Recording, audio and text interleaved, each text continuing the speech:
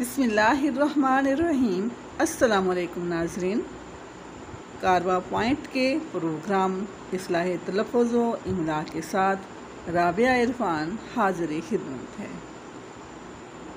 ناظرین، اردو کی طالب علم ہونے کی حیثیت سے میں اکثر سیکھنے کی کوشش کرتی رہتی ہوں، کبھی کسی کی اور کبھی اپنی غلطی سے۔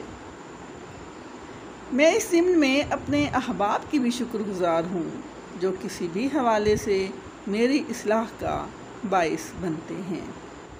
ناظرین، ہمارے ہاں بے شمار لوگ اردو زبان کو ہریجن سمجھتے ہیں۔ زبان پر توجہ دیے بغیر غلط بولنا اور غلط لکھنا ہمارا وتیرہ بن چکا ہے۔ کئی پڑھے لکھے فضلاء و علماء بھی جب ایسی اغلاط کا ارتکاب کرتے ہیں جن سے لفظ کا معنی یکسر تبدیل ہو کر رہ جاتا ہے تو شدید کوفت ہوتی ہے۔ مثلاً لفظ منظر کشی کو ہی دیکھ لیجئے۔ منظر کشی میں کشی کے کاف پر زبر ہے، لیکن اکثر اعلیٰ تعلیم یافتہ افراد بھی کاف پر پیش لگا کر منظر کشی کہتے ہیں۔ ہاں، البتہ لفظ خودکشی میں کاف پر پیش بولا جائے گا۔ اس طرح دوسرا لفظ ہے فلاں۔ فلاں فے پر پیش کے ساتھ بولا جائے گا، لیکن ہم میں سے اکثر لوگ فے پر زبر لگا کر اسے فلاں پڑھتے ہیں۔ عنصر، عنصر کے عین پر پیش ہے۔ اکثر احباب اس لفظ کو زبر کے ساتھ عنصر ادا کرتے ہیں۔ اس کے بعد ہے جی لفظ کتاب۔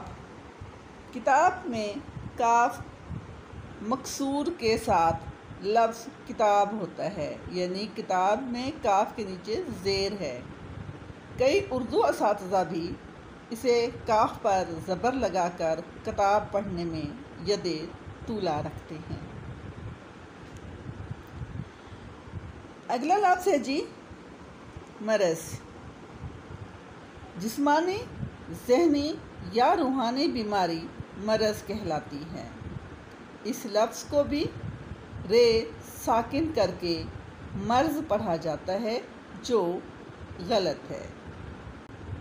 شاد لکھنوی کے مطابق وصال یار سے دونا ہوا عشق، مرض بڑھتا گیا جوں جوں دوا کی۔ جی ناظرین، اگلا لفظ ہے غرض۔ یہ لفظ رے ساکن کر کے ادا کرنا عام ہے۔ یاد رہے، یہ لفظ غرض نہیں بلکہ غرض ہوگا۔